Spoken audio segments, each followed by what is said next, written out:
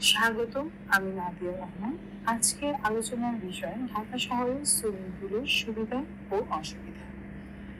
ঢাকা শহর আমাদের দেশের প্রাণকেন্দ্র। প্রতিদিন এখানে লাখো মানুষের ভিড়, যানজট আর কোলাহল।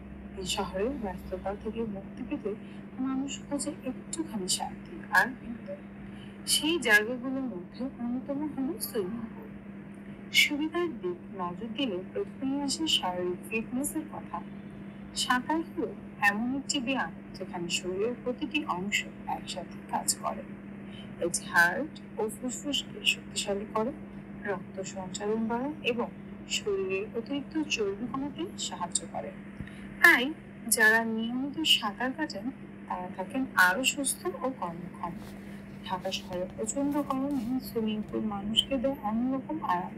সারাদিনের ক্লান্তি, ট্রাফিকের ভিড় আর কর্মব্যস্ততার চাপ শেষে মানুষ পানির ভেতরে কয়েক মিনিট কাটানোর মানসিক প্রশান্তি এনে দেয়।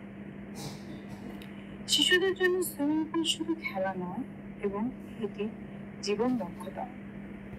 পানিতে ভেসে থাকা, সাঁতার শেখা তাদের আত্মবিশ্বাস বাড়ায় এবং জরুরি অবস্থায় আত্মরক্ষার উপায় হিসাবে কাজ করে।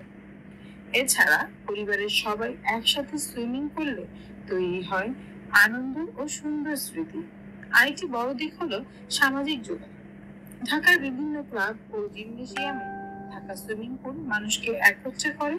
সেখানে গড়ে ওঠে নতুন বন্ধুত্ব, তৈরি হয় সামাজিক সম্পর্ক। তবে সব সুবিধার পাশাপাশি রয়েছে বেশ কিছু অসুবিধাও। প্রথমত, খরচ, অতিরিক্ত খরচ। ঢাকা শহরের সুইমিং পুল সাধারণত পাওয়া যায় বড় ক্লাব, হোটেল বা নির্দিষ্ট রিসর্টে। এগুলোর মাসিক বা বাৎসরিক চার্জ এতটাই বেশি যে সাধারণ মানুষের পক্ষে নিয়মিত ব্যবহার করা উচিত। দ্বিতীয়ত, ভিড় ও অস্বস্তি। জনপ্রিয় সুইমিং পুলগুলোতে প্রতিদিন প্রচুর মানুষ আসে, ফলে অনেক সময় আরাম করে সাঁতার কাটা সম্ভব হয় না, বিশেষ করে নতুন শিক্ষার্থীদের জন্য। তৃতীয়ত, স্বাস্থ্য ঝুঁকি। যদি পানি নিয়মিত পরিষ্কার না করা হয় তবে ত্বকে অ্যালার্জি, চোখের সংক্রমণ কিংবা